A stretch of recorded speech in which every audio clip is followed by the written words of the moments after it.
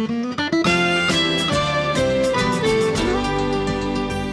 everybody. Welcome to the Minnesota Bound podcast, the stories behind the stories. I'm Laura Schara, your host for today, and I am very excited about our guest on the Minnesota Bound podcast this afternoon. I have the pleasure of having Layne Kennedy on with me today. He is a well-known editorial photographer. Some of his excursions have included Kenya, Cuba, Iceland, Greenland. Of course, his favorite place to photograph is Minnesota. And he's also has done some work for National Geographic Society, Smithsonian, Life, Sports Illustrated, you name it. Layne, welcome to the Minnesota Bound podcast. Well, thank you so much for having me. It's a pleasure. Well, I am so excited to have you on the podcast today. If listeners, if you didn't see Layne Kennedy's segment that just aired on Minnesota Bound, make sure to check that out because you are one of the true artists that I had the pleasure of interviewing. And I enjoyed our time together so much because the way you describe nature and the art that you work on and your photography is so colorful. And I just really enjoyed listening to you and all your adventures that you've had and the places that you've been able to visit with your photography. Yeah, thanks. Well, it was very kind of you guys to come out and visit with me. It was fun conversations about photography and wood. I mean, that was fun. Yes. So besides Layne being an incredible photographer and traveling the world for many publications, shooting beautiful images, he's also a wood bowl carver, not even on the side. I feel like you're wood bowl carving all the time, especially in the wintertime, right? Yeah, it is. It's kind of the hot time because actually more for a wood turner, at least for me anyway, I turn in the summer months because, I get the trees that come down in storms. And so they call them green. They're still fresh trees that came down. So most of them turn like butter. So it's nicer than turning a bowl or a log that's been sitting forever and dried. Sure. It's a whole different process, when you're turning it. So what I typically do is I try to turn as much as I can in the summer months, let the bowls dry and warp and do all the things that nature does to a piece of wood that's been cut up. And then in the winter time, I do my sanding because, in many ways, the photography business slows down a little bit in the winter time. And so that gives me ample time to go in and kind of use, sanding the bowls and finishing the bowls as my art therapy. And that usually happens in the winter months. And I bought one of your bowls when I was over at your house shooting the Minnesota Bound story, and it's still. How's it doing? It's my favorite piece in my entire house. You're too kind. So I see it every single morning, every day. Actually, I'm staring at it right now. I'm doing this podcast right from my kitchen, so I can see the wood bowl. Excellent. Wisconsin ash burl. I remember that. And it's so beautiful. And, we're going to be talking about a lot of things that are very visual on this podcast. So I highly recommend, if you're listening, to go to Layne Kennedy's website to check out some of his beautiful imagery. And do you have your wood bowls up on your website as well, or is that just Instagram? I put them on Instagram, and I also will post usually when one's finished on Facebook. I just haven't, I tell you, it's funny. On my photography website, I am going to put bowls up, I think, next year. But, I haven't done it in the past really for a reason, because when I started turning, I learned how to turn bowls at the North House Folk School up in Grand Marais, but it was with a Norwegian ale bowl, which is done on a pole lathe. And it's very different than the electric lathe that I'm using now. But, I got into bowl turning because I never wanted it to be a business. So I didn't put it on my website because I didn't want that kind of demand, because I do it because I like it. And the minute something becomes a business, it can change its enjoyment to you in many ways. And so I've always tried to keep them separate. So that's why they weren't on the website, because then there was a demand, and then it became work. And to be able to go out and just lose myself making bowls, that had the potential of becoming compromised, and I just didn't want to do that. Well, I totally honor that, and that is true. Once something becomes a business, you almost feel pressure to have a certain amount of bowls and inventory and all of that. But exactly. want to check out some of Layne's beautiful bowls and photography, his Instagram handle is Layne_Kennedy, Kennedy, and your website is laynekennedy.com. And it's always fun to see what bowls pop up on the Instagram page of what you're working on over there. But, speaking of your passions, and we'll get to some of the wood bowl turning a little bit later here, with your photography, how did you end up, having such an extensive career in photography? What drew you to photography in the first place? Well, it's funny. My dad was a pilot in the Air Force, a rescue pilot in the Air Force, and so we moved around a lot. And my very earliest, in fact, my first camera, I think I was like 6 or 7 years old, and we were living in California at the time. And we went to the California State Fair, and there was one of those little booths that was selling like little spy cameras and 100 rolls of film for $6. And I talked to my dad. I said, gosh, I would love to do this and run around and take pictures of my friends, and what have you around the house, and the dog, our little dog Penny, and he tried to talk me out of it because he said, this is something that probably won't work out, because he knew better. You're going to get ripped off. This is going to be crazy. $6 to a 6-year-old way back when was like worth $1 million, but I got it, and I ran around the neighborhood and I took thousands of pictures with those 100 rolls. And back then you took the pictures to the drugstore, to get developed. And of course we did, and nothing turned out. and that was it for another, also then I had to wait another 10 years before I started taking pictures again. But I never forgot that what the camera did for me, even as a young kid like that, it led me around the neighborhood. You went and you did things because you wanted to record it and you wanted to share it. I mean, that was a really interesting concept for a little kid. It was an excuse to be out, and then you could share it. And unfortunately, I couldn't share it then. But then in high school, I grew up, and we were stationed in Alaska, so all of my high school years were in Anchorage. And man, we'd go skiing, we'd go on rafting trips and fishing, and so we had a great photography department at the high school, and so I could go take pictures, come back to school, develop and make people prints. I mean, and then they're going, oh, this is so cool. And so you can kind of see what happens if you're getting people that are sharing that they're happy about what you've taken. That motivates you to keep taking more, right? And so it's like when you're learning to play the guitar, until you can start playing things, it's just noise. But once you start playing things, people start saying, hey, that sounds nice. It motivates you to go to the next step, the next level. And so I've been very fortunate that people have enjoyed my work, and that keeps me going. And, I've never lost interest in it. And so there's just reasons to keep moving until I suppose I stop getting happiness from it. There's no reason to quit. And, your photography has taken you all over the world, from, the Amazon River, the Caribbean. You were even taking along with some polar Inuit hunters by dog sled. You've been to Africa. Do you have any one destination that really has stuck with you, that it was either ultra challenging to capture the images you were trying to capture, or that really the culture just struck you as, very interesting? Do you have any of those that really stick out in your mind? Yeah, well, there's hundreds of them, and because each one is different. Every story you work on is different, and your relationship with that story, as opposed to say a single photograph, can be different based on any variety of things. And you might meet somebody that on a particular trip, that, like when I was on the Amazon and we were shooting, it was a story on the culture of the pink dolphin.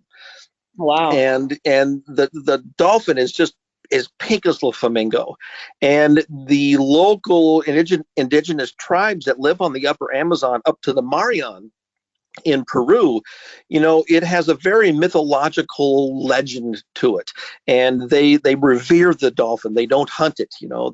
They stay away from it. They believe that the dolphins have bars and restaurants underwater that they party in and they take care of, and you're not supposed to disturb them and all of this. And that was fascinating. And then when you would talk to the locals and you would see what you're doing, then when you saw one of these dolphins, which are somewhat elusive, the pink dolphin is known as the Boto dolphin. And it doesn't look like Flipper, like we think most dolphins look like. It's got all those features to it, except right on the top of the head is a big, like a volleyball trying to grow out of its head. And Wow. so it looks kind of odd, but it's so spectacular when you see one. And then you see the culture, and every village that you would come to generally has things that are hanging up that are kind of praising the dolphin. So that whole concept, gets embedded into you when you're on these assignments, and it sticks with you until your next assignment, and then something else comes up. I did a story on oil drillers in Kansas for Smithsonian magazine, and there was an accident on one of the derricks. And so you see where I'm going with. Then that sticks with you, and it left such an imprint on you. And so I guess the bottom line, Laura, for me, and the beauty of editorial work is that I like to tell people that every assignment that I'm on, it's like being an actor in a different film, because you get to walk in somebody else's shoes for a small period of time, which then you gain a wealth of information and understanding and non-judgmental about who they are and what they do. And so each time, 1 week you're a fireman, next week, you're a guy on the Amazon River, the next week, you're with the Polar Inuit going dog sledding across, the glaciers. And I tell you, that's rich. That's just rich for me. And that it has helped me as a person, because I feel so much more balanced in how I see things. And that's a real appreciation. And consequently, that learning that I've been able to acquire I think has been passed on to our kids, and just how we hold conversations and how we want them to look at the world. So it has its bonuses. It really does. So awesome. And I know spending significant amount of time when your job requires you to be outdoors and you're traveling to very remote places. And I've seen this when we've been on shoots with some of our photographers, and when weather becomes a factor. And I know you are a huge lover of ice and blizzards. That's true. Yes. Which is, I don't know how your fingers can able to, hit that button to take the photo when you're in those conditions. But is there any time where you were out and the conditions were so incredibly extreme that that was a big memory for you? Yeah, there was a period here about 3 or 4. Well, I bet it's longer than that now. I think it's over 5 years. But if you think back, and you will remember this because being in the Midwest, there was a series of tornadoes that hit Oklahoma, Moore, Oklahoma. And if you remember, it tore through a school. I think it killed 24 people. Tim Samaras, who was probably the world's leading kind of expert on tornadic activities, was killed along with his son in that particular storm. And I was traveling, working on kind of my own work on climate change and the changing weather in the upper Midwest and the lower Midwest, and how storms are becoming harder, more frequent, so on and so forth. I was traveling with Melanie Metz, who was she was this gal that is a professional storm chaser. It sounds kind of strange, but that's what she does. She's basically a scientist that studies weather. And anyway, I was traveling with her, and we got caught in that storm. And when we got caught in that storm, she had 2 other people with her. I was traveling in my Jeep by myself and following them, and we were using our cell phones to communicate about where to go and so on and so forth as we followed each other. Well, anyway, this tornado came in, and we got separated on the roads trying to get away from it. And I never saw her again. And while everybody was trying to evade the storm, they got to realize this happened on a Friday afternoon. And it happened a week after the previous tornado went through that happened on a Friday afternoon at rush hour. And that one wasn't announced. And so it just ripped Moore, Oklahoma apart. And so now it's exactly a week later, and we're in another situation the same way. Now everybody overreacted. And they were fleeing Oklahoma City, the area down there, like nobody's business. I mean, people going the wrong way down the roads, cutting across people's lawns and farm fields, trying to get out of the way of this thing. So as I'm on the road trying to you kind of weaved, you went south, then west, south, then west. And picture of the map is a grid, every 5 miles, right? There's a road. And these aren't paved roads. A lot of them are dirt roads. And I'm going down the road and I'm coming to an intersection that was coming up where I wanted to take my right to go west because the storm's moving northeast, right? So you're trying to get away from it by going south, then west, south, and west. And I finally got into the stream of traffic moving to the south. I came up to a spot where I could turn. And right when I appeared at that intersection, a car came flying from the other direction, coming from the east, ran the stop sign and T-boned the guy in front of me and threw him right into a tree. And his car, the guy who was driving it, his car flipped like a hockey puck rolling down the road and flipped into a ditch. The Subaru that hit the tree hit it square on. And I just went, nobody survived that. Nobody survived that. And Laura, the scariest part of this whole thing was that the storm now is still bearing down on you. Branches are flying around, the wind's whipping things up. Nobody stopped to help any of these people except me. And so I pulled off the side of the road and tried to see if there was anybody in that car upside down. 5 kids and 2 adults came out of that car. And I piled them all into my Jeep and drove them as quickly as I could, which took about 45 minutes to get through the storm to I-35, where there was a small town where we got to the school where everybody was taking shelter. And I found a fireman, told him what had happened. I had people bleeding in the Jeep. What do I do? Where can I bring them? He said, follow me. He fired up the engine and the sirens and took me to the hospital, unloaded the family. And, that was scary. That was scary. But, it's one of those things, you're not scared until it's over with. And then you realize what had just happened because you're just trying to help these people, and I'm trying to get out of there. Everybody's trying to survive. And the really bizarre thing about it is that as I was leaving the hospital and said goodbye to this family, and I'm now trying to find Melanie, and there's no self-service because all the towers had come down, so it was just, you were like driving blind. As I'm coming out of the hospital parking lot, I hear this voice, sir, are you the guy that brought the family in from the accident? And, this was 35, 40 miles away, right? How would he know this and that quickly? And I said, yes, sir, I am. And he looks at me and goes, I'm the guy in the other car. And I just started crying, Oh, my goodness. He survived that crash, and he was now bringing his family to the hospital. And so we had a good hug, and talked and cried. And oh, my goodness. Those kinds of things hit you, and you don't forget those things, Yeah. And so that was a weather related, but then there's been other stories where you go on and something so wonderful happens that, you're in tears of joy. So it's a paradox. You go back and forth, but cold doesn't bother me. I will say that cold doesn't bother me. I think growing up in Alaska was a real teaser for coming to Minnesota, tropical Minnesota, so. Yeah. Well, it doesn't feel too tropical today, I'm going to be honest. No, it doesn't. And you love photographing ice, which I found, out of all the places you've been and, from, the African safari animals to all the places around the globe. And you said one of your favorite things to photograph is ice. Yeah, there's just something, well, that too from being out from ice fishing. There's just, you get to a piece of black ice that's got bubbles frozen in it coming up from the bottom. That's just nature's art. And growing up in Alaska and all the glaciers that are up there, there's that glacial blue. And there's just nothing like that color any place on the planet. And I just absolutely love that color.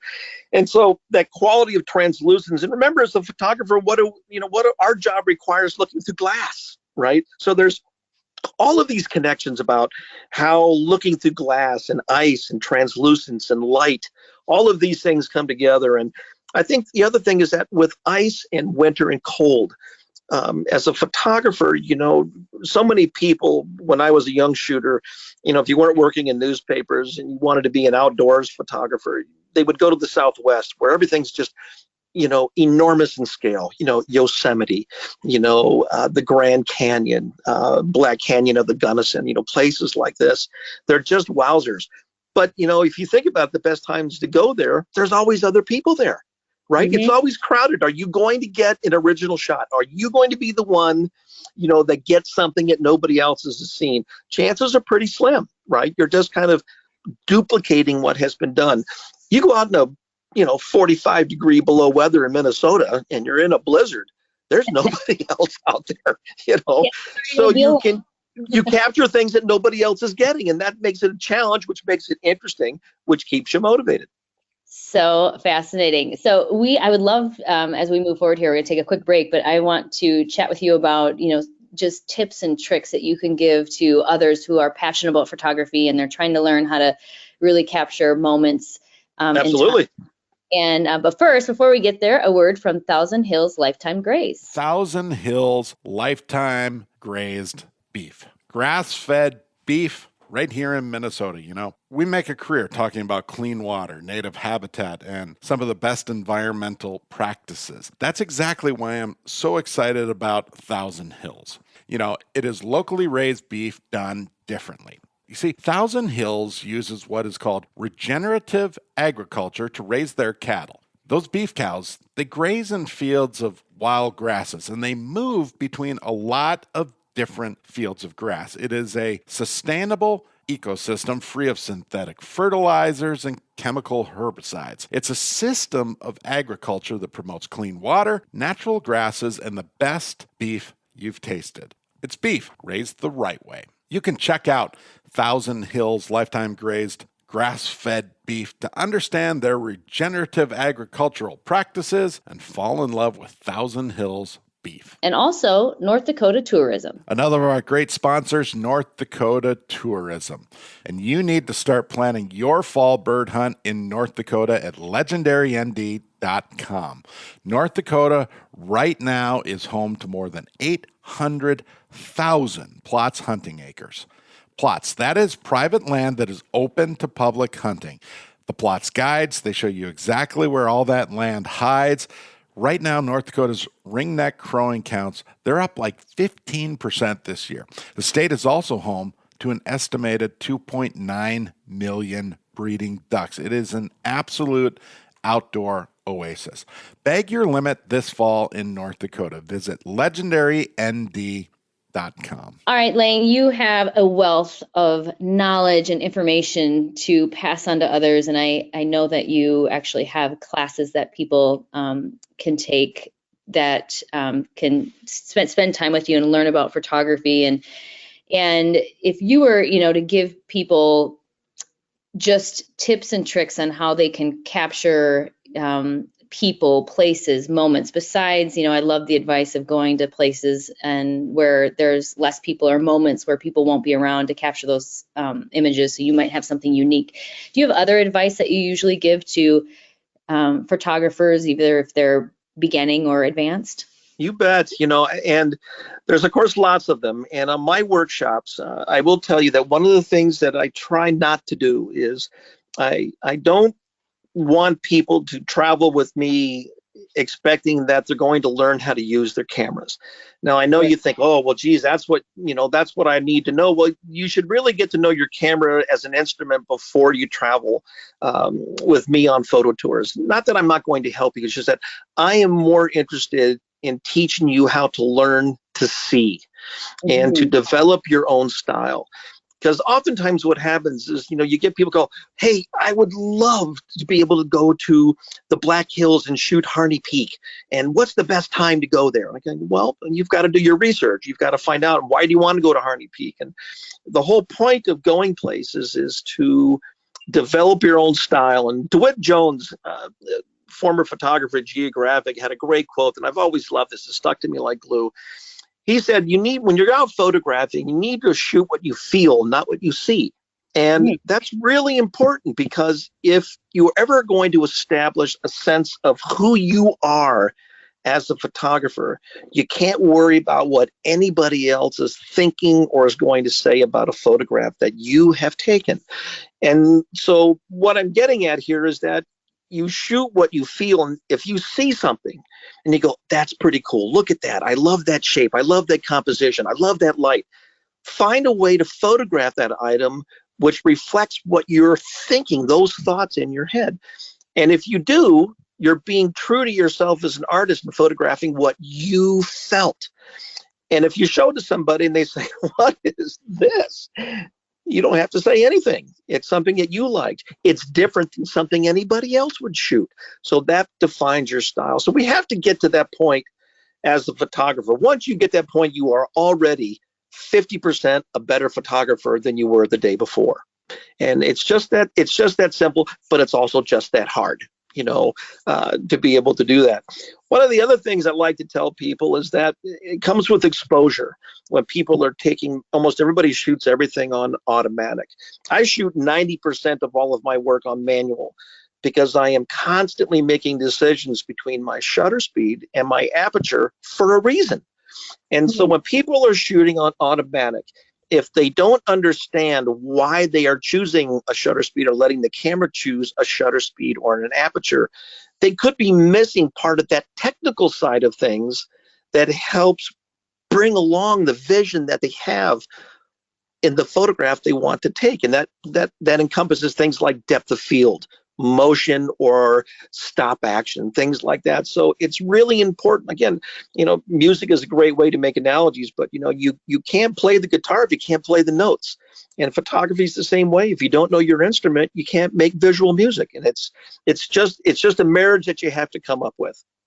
And is there, I've personally have had a desire to get into photography, and I purchased what I thought was a simple camera, and I'm still need to learn the camera before I get out there and start taking pictures. Is there a camera you suggest that if you're a beginner getting into photography, that would be a great place to start? Because you can get a little overwhelmed when you're just trying to get started. And what camera do you buy? What lens? Yeah, that's such a tough question, Laura, because there's because again, technology is changing. I could say one camera now, the kinds that I use, and people say they'd criticize my thoughts because they'll say, well, everything's moving into mirrorless. As opposed to you know what I mean? And they're getting smaller. But a lot of people, as they get older, they don't like the smaller cameras because they're harder to use because you can't see what the menu says. Yeah. You know what I mean? So there's all kinds of debates. I think that the biggest thing is make sure if you're looking for a camera, you're going to want to have, a camera that if it has a fixed focused lens that comes with it, one lens that you can't remove, then you're kind of married to that focal length, right? As a photographer, I shoot 90% of all of my pictures are taken either with a really wide angle, big wide angle, or a really big telephoto lens, because I see the world that way. And if you get a fixed focus lens, you're limited to just what that lens can have. So if you're getting a camera, and you want something a little elevated versus a point and shoot, make sure that you can change the lenses, and then make sure that you have something like a zoom lens. That they have zoom lenses out there that are 24 to 300, everything in one lens.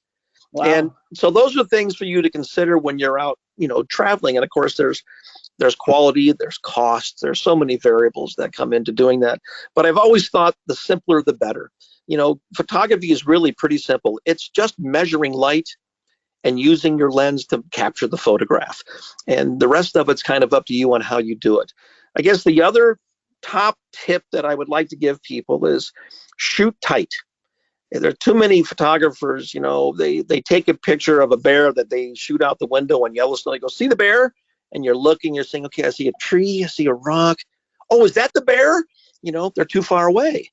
And so photographers, like in wildlife photography, like in sports photography, like in portrait photography, fill the frame, get closer to subject. If you're not close enough, get closer, move your feet. And so the more you fill your frame, the more simplified your image becomes, and more you're directing exactly what your audience to see is in that frame. And sometimes you can't, so you crop. But that's really important. Fill the frame with the information that you want to share. If it doesn't belong in the frame, get rid of it. Great advice. And you also enjoy having people in your photographs. You're saying a lot of people seem to shy away from having human images in their photograph, but you prefer to have people in your photograph enjoying everyday life, really. Yeah, I mean, people tell the story. Because most of my life I've worked for magazines. If a photo editor wants to have a photograph, and you kind of alluded to this earlier, Laura, is that, in taking pictures of people and being out, if somebody's doing a story on the Grand Canyon and you've got a scenic of the Grand Canyon, and then you've got another photograph. The editor's trying to make the choice of what to run in the magazine. They get a great picture of the Grand Canyon of the Colorado down at the bottom, beautiful light, all of this. Then there's another photographer that sent in another shot that's got a picture of people busting down in the raft, going over a giant wave the size of the cliffs. Which one are they going to take? Which one are they going to use? Chances are they're going to use the one with the people in it because the reader can put themselves in that raft. And they want to see what it's like. They feel what's going on. There's action, there's beauty, there's scale.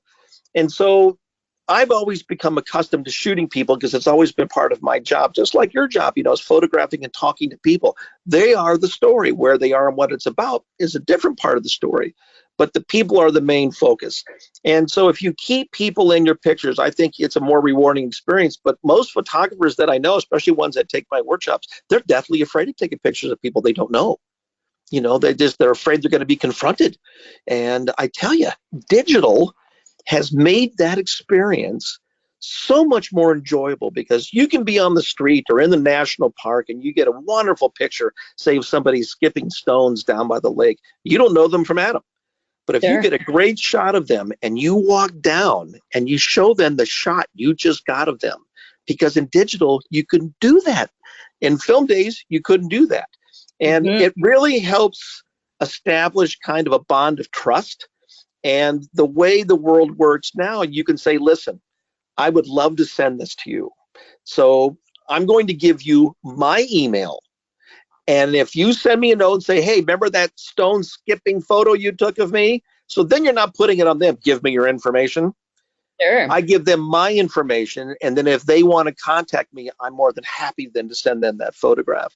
And so you establish trust, and it's being a good steward of the medium as well. Not everybody is, paparazzi. Most of us just want to share the beautiful things that we photographed.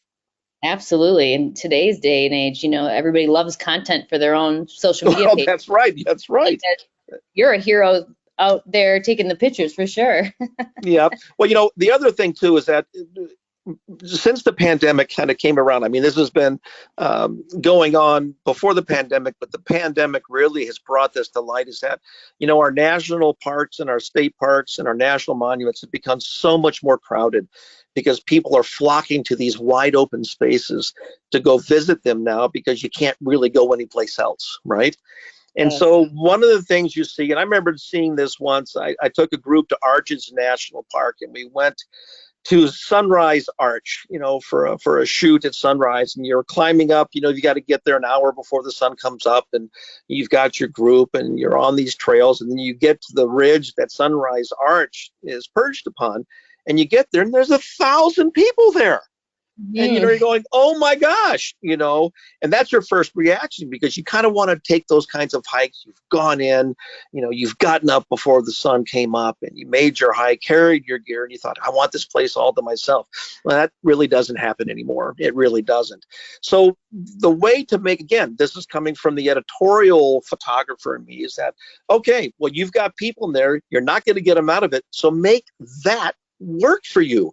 Find a way that you can show, if it's so crowded, find a way to shoot Sunrise Arch that shows how many people are there. Lie down on the ground, shoot between hundreds of people's of legs trying to see the Sunrise Arch. Change your angle, get pictures of people all lined up with their cameras and shoot them taking pictures of the picture. You know what I mean? So there's no reason to get upset. Just find a way to photograph that still tells the story. Because people start yelling, photographers will get very aggressive. Get out of my way, get out of my way. I've been here for hours. Don't cut in front of me. It's like, oh my gosh, chill. It is what it is. So make a good photograph of that. I hiked up to the Delicate Arch in Moab, Utah this summer, and we left at what we thought was an early moment. And of course, when we got up there was quite a few people up there. But what's nice is everybody was lined up to take turns in the arch, so each person could have right themselves in the arch. I was like, this actually works really well. Like it's just kind of this known assembly line. You hop in line and people are helping take other people's pictures for them. And yep. Very friendly environment. But we were able to get images of just ourselves in that giant arch, which was really cool. It was so very nice cool. Very So cool. helping, taking pictures of each other. And so it was really fun. And that was a moment where, boy, did I wish I had my camera with me and actually knew how to work the instrument, because all of us taking these images with our phones, I think we're missing out on a lot of beautiful moments, because the iPhone or the other phones or whatever can only do so much for you, obviously. And Yeah, that's right. That's right. our pictures, and sometimes I cringe that I have not sat down and really learned my camera, so I'm taking it with me, and that's going to be my goal for 2022, is I'm going to learn that camera. Good. So overwhelming. Good for you. Lens or something. So, but you have some wonderful ways that people can spend time with you at workshops and stuff. And I want to give listeners a chance to hear where they can learn from you. But before we get there, a word from Minnesota Propane Association. Did you know that a propane gas furnace lifespan averages 20 years, while electric heat pumps only last 14 years? And propane furnaces work in all temperatures while delivering warm and consistent heat to your home. Why buy two heating systems when one propane furnace can do it all? It lasts longer, works better, and it costs less. These things and more are done with propane today. The right energy right now. And also a word from Connecticut. Hey, I'm really picky when it comes to my drinking water, and I have the reverse osmosis drinking water system from Connecticut, and I love it. It takes out contaminants in the water, it removes chlorine, and most important, it tastes great, which is the one thing I'm probably most picky on, is how does my water taste. So having Connecticut also means that I use less plastic water bottles, which we all know is a definite bonus for our environment. For more information, visit Connecticut.com to find a dealer near you. And Starbank. Hi there, Ron Schara here for Starbank. If you're putting your money into mega banks down the street, who knows where that money's being used? Bank locally. Keep your money local with a community bank that actually cares about you, your family, your business, and your goals. Check out the bank we use at Minnesota Bound. Try Minnesota's own Starbank. You can find them online at starbank.net. When you call Starbank, you actually hear a real living person answering the phone. Starbank has 10 convenient locations around Minnesota to serve you and all the mobile banking products that you need to manage your money. Check out all that Starbank has to offer at starbank.net. All right, Layne, before we go, you have a couple, I believe, really cool workshops where people can sign up to spend some significant time with you and learn about photography and or wood bowl carving, if I'm not mistaken. But your photography workshop is at Wintergreen Dog Sledding. Is that correct? Yeah, I've got my winter session. In fact, this year is my 30th year of working, taking a photo adventure workshop at Paul Shirky's Wintergreen Dog Sled Lodge up in Ely. And yeah, that usually happens every year about the same time. It's the end of January, the first couple of days of February. And it's a blast. It's 4 days of dog sledding and winter photography and adventure photography. And if you like dogs, this is a great photo adventure to take, because it's all about the dogs. I mean, that's just it. It's just all about the dog experience. And it's a blast. And then we have winter on top of it. And we've had everything from the aurora, to days where it's 40 below when we get out and we toss the hot water up in the air against the sun, and it's just spectacular. And again, it's just covering your experience. That's what we do on this workshop, is covering your dog sled experience. Awesome. And at Wintergreen Dog Sled Lodge, they actually are using Alaskan Inuit dogs. So even the dogs are pretty spectacular as far as the breed that you are working with.